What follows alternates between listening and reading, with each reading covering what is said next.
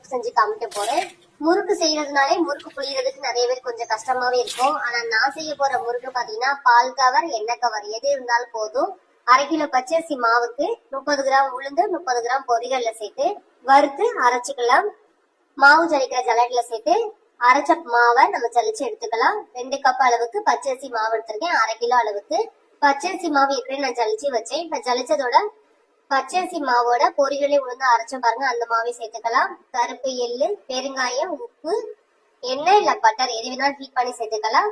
மாவுல இந்த மாதிரி ஊத்தின உடனே சுருள் நுர வர மாதிரி ஹீட் பண்ணி சேர்த்துக்கோங்க. அப்பதான் முறுக்கு நல்லா கிரன்ச்சியா இருக்கும். அதுக்கப்புறம் கொஞ்சம் கொஞ்சமா தண்ணி தெளிச்சு மாவு ஃபுல்லா பிசைஞ்சு எடுத்துக்கணும். முறுக்கு குழவில போறதுக்கு எப்பவுமே லூசா தான் பிசைவோம். அதே மாதிரிதான் இந்த இதுக்குமே பிசைஞ்சதுக்கு அப்புறம் தட்டு போட்டு துணி போட்டு காயாத அளவுக்கு மூடி வச்சுக்கோங்க. 1/2 hour ரெஸ்ட் விட்டதுக்கு அப்புறம் ஆயில் கவர்ல கொஞ்சம் கொஞ்சமா மாவை அது உள்ள இன்சர்ட் பண்ணிடுங்க. லவர் பேண்ட் போட்டு கார்னர்ல முடிச்சு போட்டு விட்டு கார்னர்ல கட் பண்ணி விட்டுருங்க.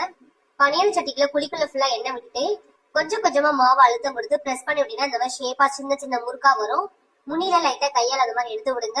ஸ்டவ்வை ஸ்லோ பண்ணி தான் பொரிச்சு எடுக்கணும். அப்பதான் உள்ள ஃபுல்லா குக் ஆகி நமக்கு முறு அந்த கிரன்ச்சினஸ் இருக்கும். ஹைல வச்சீங்கன்னா நச்சு நச்சுன்னு இருக்கிற மாதிரி இருக்கும். ஸ்டோர் பண்ணி சாப்பிட முடியாது. முறுக்கு வெந்ததுக்கு அப்புறம் ஆயில இருந்து ட்ரை பண்ணிட்டு ஒரு பிளேட்ல மாத்திக்கலாம்.